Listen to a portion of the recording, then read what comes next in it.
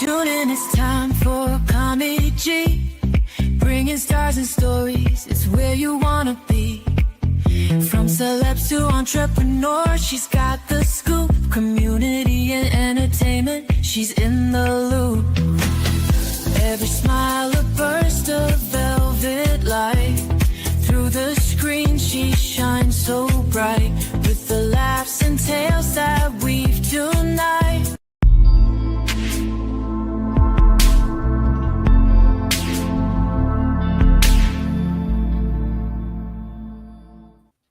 Well, welcome to another episode of SKST Radio, and you tuned into the Kami Grayson Show. And today I have a very special guest. I actually met last week or week before last, right? About a week and a half. A week and a half ago. And so he goes by the name of Urban Legend. Urban Legend. Yeah. Okay, so Urban is like the you see this big beautiful belt right here, right? So he does all this wrestling stuff and all this, and we're going to find out what it's like to be a wrestler. We're going to learn the ins and outs and how he got here, you know, because this guy has he has an interesting story. Not only does he do the wrestling and carries a belt with all these cool little icons on here, we'll find out what these are as well and how he got those. But first of all, Irvin, tell people who you are and how you got started. So, as you stated, my name is Urban Legend. I'm a pro wrestling wrestler. I also do motivational speaking. Now, the story about me is I was born in Chicago. My birth mother was a drug abuser. She abused cocaine. So when I was born, I was about a pound. So I'm not so sure how many weeks I was, but I was really, really early. Wow.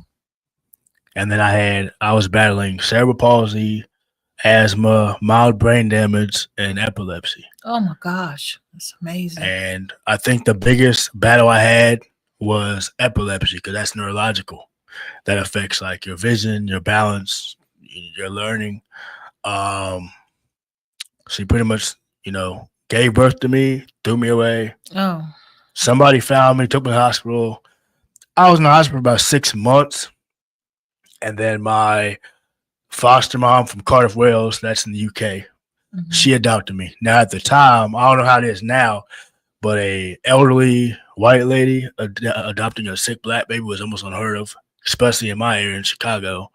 So she took me, and I only had her till I was about 14. Oh, wow.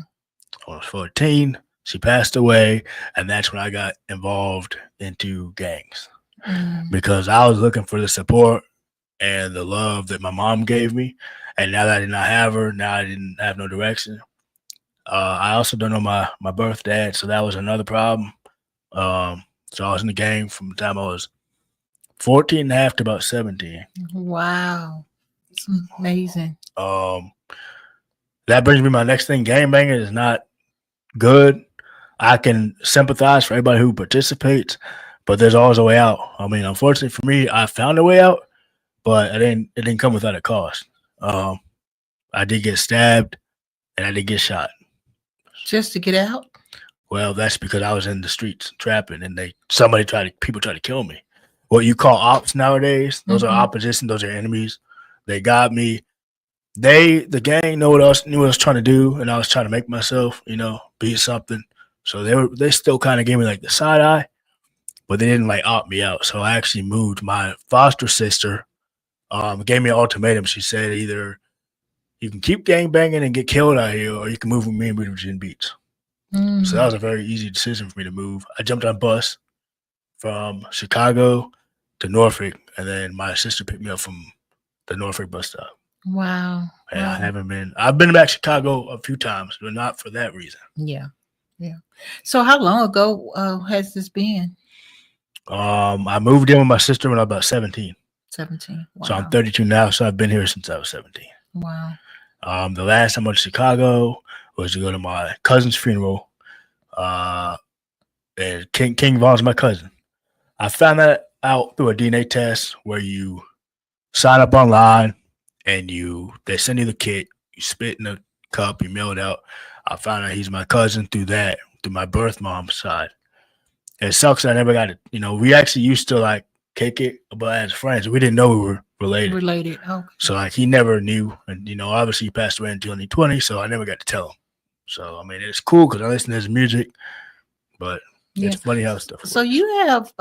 you've had a tragic life, I want to say. You've been through a whole lot. And so how do you keep it together? Honestly, the gym saved my life, and bodybuilding. I got into bodybuilding because I was bullied because of my size, my skin color, and my upbringing.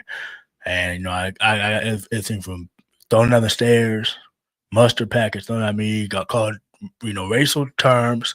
I even got hate from my own people. So like from their side, they looked at me, oh, he's with white people, and then I got hate from that side, oh, he's black, he's nothing. So I was getting attacked by both races. Ways, yeah.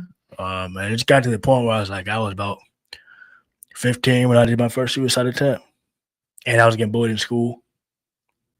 And then 18 was my next one. Yeah.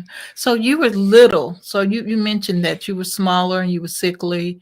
And so that's, I guess, why people thought that they can bully you around because you Yeah, were they so thought I wouldn't small. do nothing. And that's why I went in the ring. I fought with such rage because that 30 years of pain comes out. So whoever I'm in the ring with, I don't think they stand a chance. Yeah. It doesn't matter how big they are. I've been fighting people bigger my whole life, so that size don't mean nothing. You sound like what is it, Sophia? All my life I had to fight. Yeah, I was actually looking for that clip the other day. I couldn't find it because I was like, man, I need to watch that. My friend showed me I can't find it for the life, man. It was on TikTok and YouTube somewhere. But yeah. It's amazing. I listened to your story and I was real excited to get you here because I know that the things that you've gone through, you're not the only one.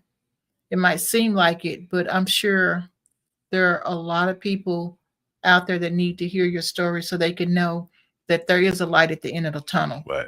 And that's my thing. Now you're actually a motivational speaker and you're out there and you're doing things. In fact, that's how I met you, Right. Giving out these gold nuggets, of wisdom, letting people know that it's not over after that. You can keep going and keep going and keep going. So, man, my hat's off to you. Wait a minute. This is what you're supposed to do, right? Thank Hats you. off to you. My biggest thing that I tap in on, because it's not talked about enough, and this is not a color thing, but as a black man, for some reason, we're groomed to not show emotion, no matter how much pain we're in. And that's like the number one cause of suicide attempts, even for me. Like, it becomes unbearable. So I'm telling every man and every woman out there, every child, it's okay to cry. You know what I'm saying? It's okay to let out and share your story, seek help because you're not alone. You know what I'm saying? Like, I was in the worst circumstances, and I found wrestling as well through bodybuilding. That's how I discovered wrestling. So, taking the life isn't worth it. A permanent way out of temporary pain is not worth it. And so when you get that far down, someone said something to me before and they said that I was in a dark place. I didn't realize what they meant when they said they were in a dark place. So it means different things to different people. To me at that time, I'm in a dark place meant that, I might have lost my job or, I was in a relationship with someone and it didn't work out, and so I'm hurting. So to me, that dark place was something temporary. You know what I mean? And so when the lady pointed out that she was in a dark place, she was talking about something else. And so I was like, well, the guy told her that he was just going to pray for her. She was talking to this guy. And I didn't see nothing wrong with that, And so I expressed to her, I was like, well, that's good. I mean, if a person can't help you, all they can do is pray for you. Right. At that point. Yeah. Well, she got angry because she was thinking in her mind, her dark place was, I'm suicidal. And she never said those words. So I didn't put two and two together. You know what I mean? So how do you filter? I said all that to say, how do you filter when you're talking to someone, like a young kid come up to you or a teenager come up to you and they can relate to what you're saying and what you've been through? How do you figure out, are they really, really in that type of dark place? Or are they in just a dark place because my parents are strict and I just, I've had a few kids come up to me, young adults, and what means the most to me is apparently I'm the type of guy that everybody's comfortable talking to for whatever reason. Like I'm an unlicensed therapist. That's what I am. So it's just like I've had them come up to, hey, I feel more comfortable talking to you than I do my own parents. Because unfortunately, parents are extremely judgmental and they feel like when their kid comes to them to talk, oh, you're over dramatic or you're overreacting. Well, how do you actually know what that kid's going through? Right. Maybe you're contributing to it. So one thing my mom told me that I did not understand until I got older is you got to know the difference between what's real and what you feel. And half the stuff in life is just feelings, is not what it is. Wow. You know what I'm saying? So like you got to kind of differentiate what is actually happening and what's not happening. So everything you're feeling inside is temporary. It's not permanent because the stuff you're going through right now, it can all change. Right. So if you take, I told this one kid in particular, he wanted to be in the UFC, which I'll get that in a second. I'm like, well, if you take yourself out, how are you going to get there? How are you going to make that $1 million? How are you going to buy a house? How are you going to have a family if you kill yourself? He's like, man, I can't take it. And he was like, what do you mean? Well, I said, well, what's contributing to the way you feel? Like people making fun of me, my girlfriend dumped me. I feel like I had no support. I said, then change your support system. Change the people you date and change the people you hang around with. Even if you have to be by yourself, you do what you have to protect your thing. Because the biggest thing as a motivational speaker that I cover that I think is more important than anything is your mental health. Yeah. Yeah. You got people Guys, y'all hear that, right? You got people that get on Facebook, TikTok, YouTube, and shout, oh, I'm depressed. Some of those people do that for attention. Yeah. Then the people that are actually hurting, you don't know because they don't tell you. See, me, I've had PTSD since I've been about 13. I'm gonna go. This is on air, so I'm gonna say something that was not in the biography. I was against therapy because when I was 14, the therapist I was going to ended up took liberties with me. So that's kind of when he did get fired. So then I was really scared to open up to anybody. I found the gym. So when I was pissed off, ready to punch someone's light out, maybe drink alcohol, I hit the gym. And that kind of helped me balance out everything that was going on in my life. And maybe, okay, I never had this confidence. The one thing I didn't have as a kid was confidence. Yeah. So hitting the gym helped me get that confidence. So now I'm sitting there, I'm like, damn, man, my arms are getting big. And I feel like I can beat somebody else. Start feeling good. And then I got addicted to it. That's kind of how I got so anytime I get pissed off or down, because I still have my episodes from time to time, I go straight to the gym. I take a walk or I help somebody else. And that kind of distracts me from what I'm going through. Well, let me ask you, did you have any one particular person that was support to you other than your sister telling you to get out of town and come here? Did you have a male? I had a few friends. I had a mentor that said, you might love the streets, but the streets ain't gonna love you back. I said, you might not know your purpose now, but you'll find it. I was like, they don't know anything. They're old. What do they know? Right. I'm glad I took their advice because I did get shot and I get stabbed. So it ain't like I got out the gang scotch-free. I had to pay the price. And I almost paid with my life twice. Plus the suicide attempt. So I've cheated death a few times. Wow. And it was that third time, from the time I was maybe 10 to 14, I was not religious. Even though my adopted mom was Episcopalian, which is a form of Christianity, it's like old school for like English people. Not somewhere I wanted to be. But it says that was her religion. That's what she believed in. She made me go to choir and I can't sing for shit. So I'm like, Mom, what are you doing? We're supposed to be we're supposed to be attracting people to the church, not pushing them away. And it pushed them away by singing.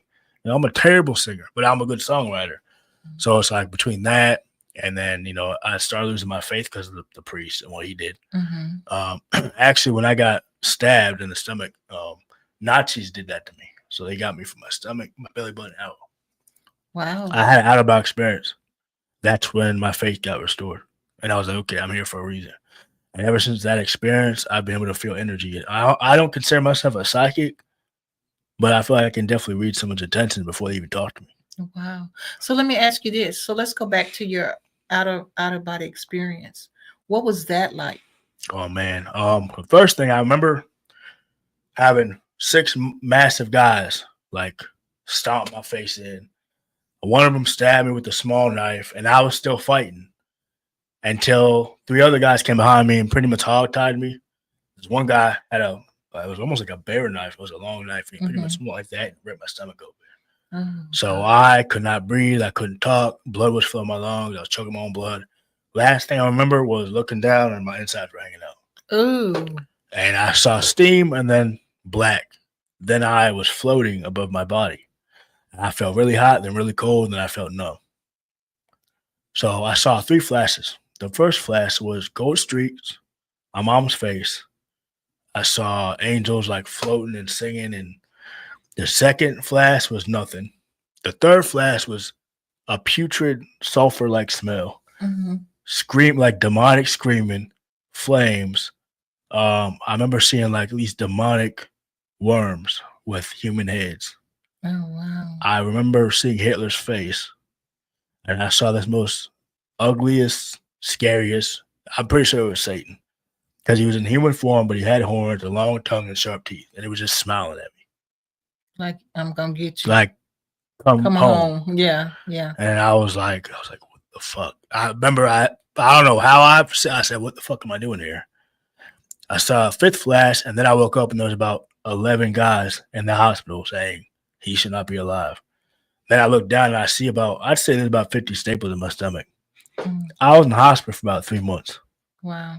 So you were in a hospital. When you went into the hospital, you were unconscious? I was DOA. Yeah. I was dead on arrival. And they brought me back. So I died twice in the ambulance and once on the table. So I died 3 times. Oh, that's amazing. Wow. And I was so small that the staples wouldn't hold. So what that means, I got MRSA. MRSA is very dangerous. So that's actually what my foster mom died from. She died from MRSA. So I got MRSA, and I went from 140 to 115 in 3 months. And then my stupid ass, when I got discharged, went straight back to the streets, and then I get hit with the drive-by. So it's like I didn't learn my lesson. Yeah. Because I was like, I'm going to get I don't remember their names. I remember their faces. I'm going to get all 6 of them back. That's the and these were people that was on your team. The ones that stabbed me? Uh-huh. No, those were Nazis. Oh. That was strictly race. Race I got shot by the block over to me, which were ops.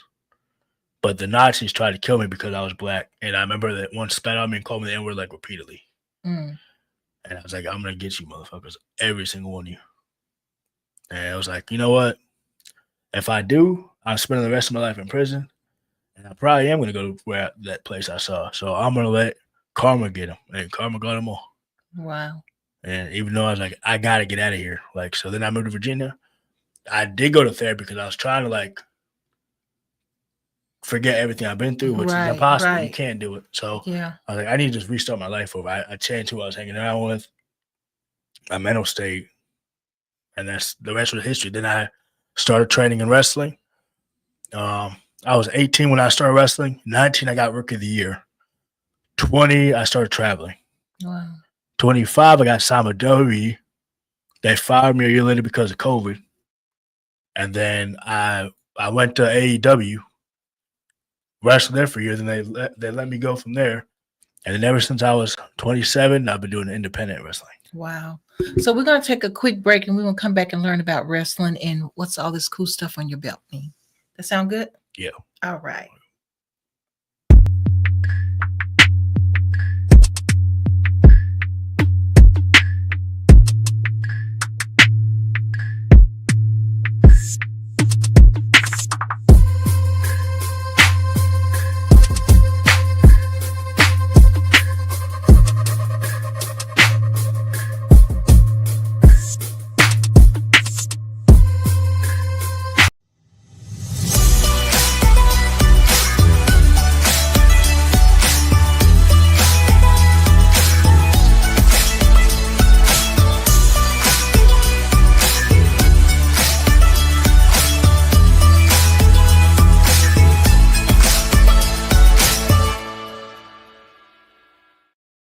Soon. Okay, if you just tuned in, you haven't tuned in too late. You tuned in to the Kami Grayson Show, and I have Mr. Urban Legend here with me today, and he's sharing some remarkable things that he's been through in his life, and it's just amazing that he's been through all that he's gone through, and he's still standing, and he still has a positive attitude, and he's still trying to help other people and make it happen. And so I'm very proud of you. Thank you. Just say that for the record to the world, Thank you. all the things that you've done. So now we'll talk about something fun now. Let's talk about something fun. So this beautiful belt sitting in front of me, I've only ever seen one in person, which was a boxing belt that belonged to my dad. So explain all this bling bling and what this is. This says champion. And so what is this? This is the R1W Multimedia Heavyweight Championship. You got R1W Heavyweight, and then the Multimedia was the secondary. So I held the Heavyweight Championship. I relinquished it, and they had a tournament for it, and somebody else won it. Because I held the title for about a year and a half, and I was like, I'm done with that. I want something new.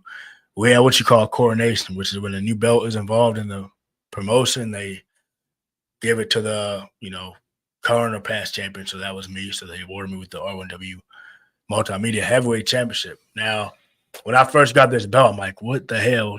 Why did you put multimedia in the championship? But then what it symbolizes is, in the world of professional wrestling, social media is extremely important. It's what makes you money. Okay. So whenever you hear of R1W on Facebook, TikTok, YouTube, Instagram, I'm pretty much implying that I'm a champion of anything that has to do with social media. So they're depending on me for views, ticket sales, stuff like that. Okay. So you're more like an influencer. Yeah. When it comes to that. Okay. So that explains why I see TikTok here and I see Facebook over there. And then what's this back here? YouTube and Instagram. And Instagram. They're counting on me to do all the interviews, all the press conferences. That's my job. And kicking somebody's ass in the ring. Heavyweight champion, he just travels and does his thing. I travel and promote, more promote, and I fight. So I technically have more of a demanding job. Okay. Because they're counting on me to sell tickets to get R1W, out there. Got you. Now, so you were the champion. Tell us about the boxing career. How did that work? Boxing. Not boxing, wrestling. I'm sorry. So my first year was. But you boxed too, though. Yeah. Okay. Not as long as wrestling, but I did train at Sweet Peace Medical School in Norfolk. Got you. For about 6 months. Then I went to Vegas, trained with Mayweather. So I got trained by 2 different guys.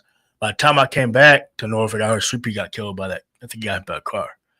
So now his son's running, and I haven't been back since. I haven't been back in a while. I might drop by there. So yeah. I think Keyshawn he might have came from Golden Gloves.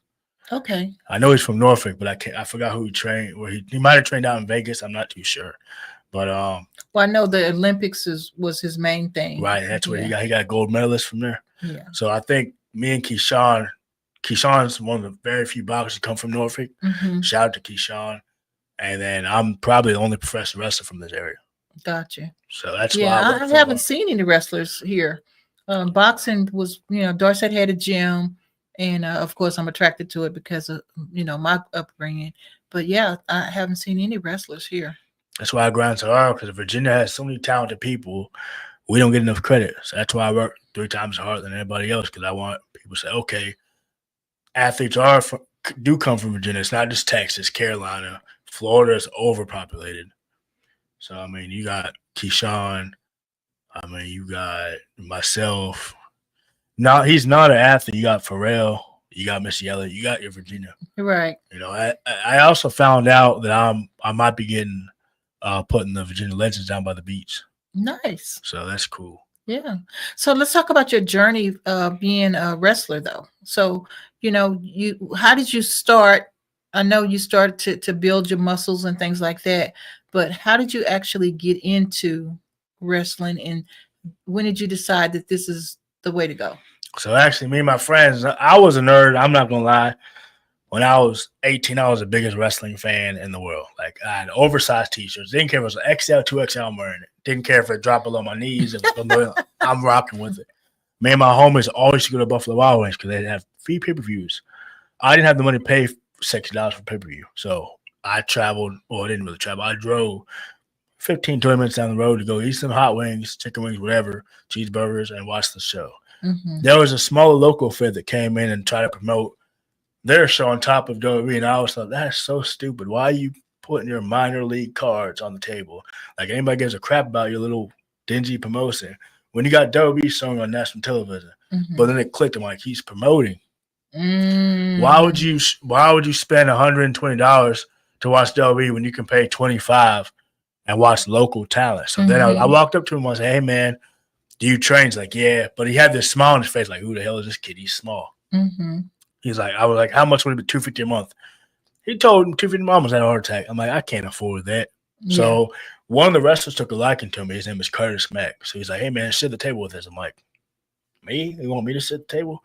So I sat at the table with him. We all chopped it up. He's like, I want to try to get you in. Like, you can't afford $250. We'll talk. He calls my sister. He goes, do you mind if I train Irvin? And my sister wanted to kill that man because he's like, that's a dangerous sport. Next week, he picked me up because my car wasn't working at the time. Took me to the training facility. I hit the mat one time. I'm like, damn, this shit hurts. Yeah. This don't tickle.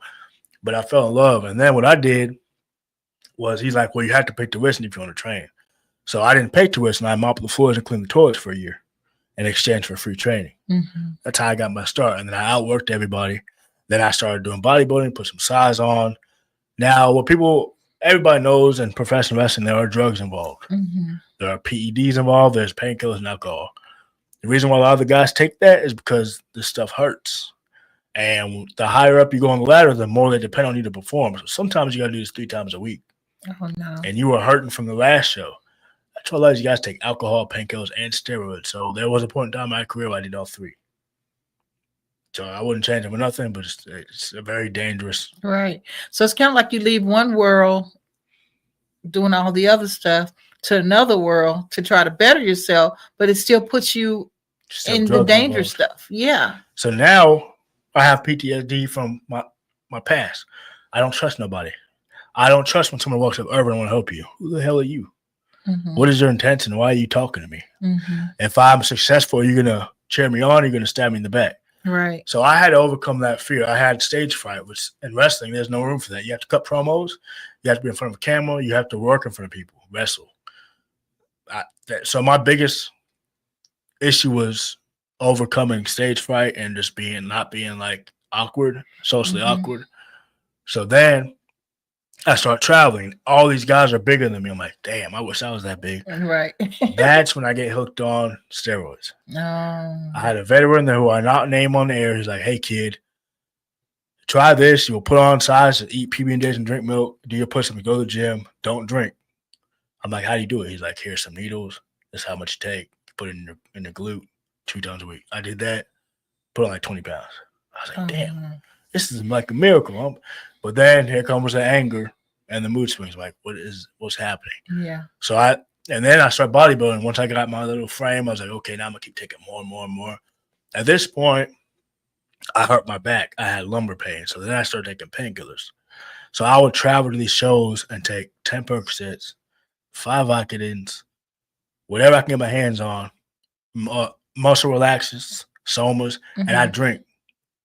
One time, I overdosed in the hallway because I didn't realize I took that much. Somebody found me, called police, ambulance came, took me away.